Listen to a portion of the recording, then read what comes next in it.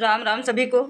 हम हाजिर हैं एक और कहानी के साथ। दोस्तों, कहानी पूरी सुने। यह कहानी एक गांव की लड़की के सपनों और संघर्षों की कहानी है। सुनहरी धूप में नहाया हुआ था वो छोटा सा गांव, जहां मिट्टी की खुशबू हर सुबह को खास बना देती थी।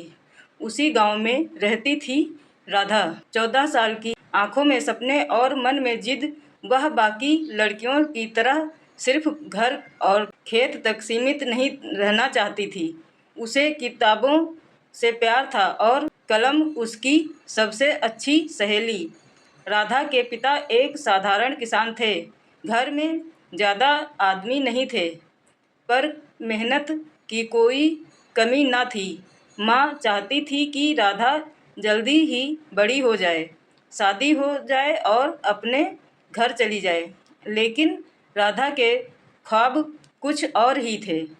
वह टीचर बनना चाहती थी, ताकि गांव की और लड़कियों को पढ़ा सके।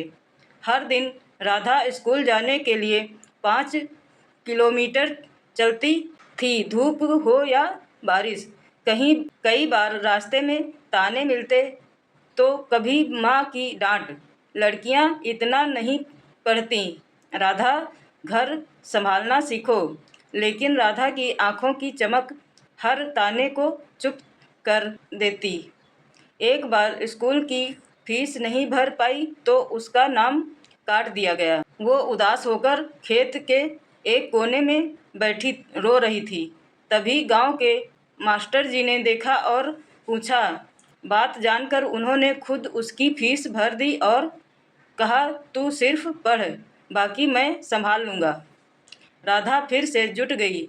उसने जिले की टॉप परीक्षा में दूसरा स्थान हासिल किया। पूरे गांव को गर्व हुआ और माँ की आंखों में पहली बार खुशी के आंसू थे। अब वही माँ मोहल्ले की दूसरी लड़कियों को कहती है, मेरी बेटी पढ़ रही है, तुम्हें भी पढ़ना चाहिए।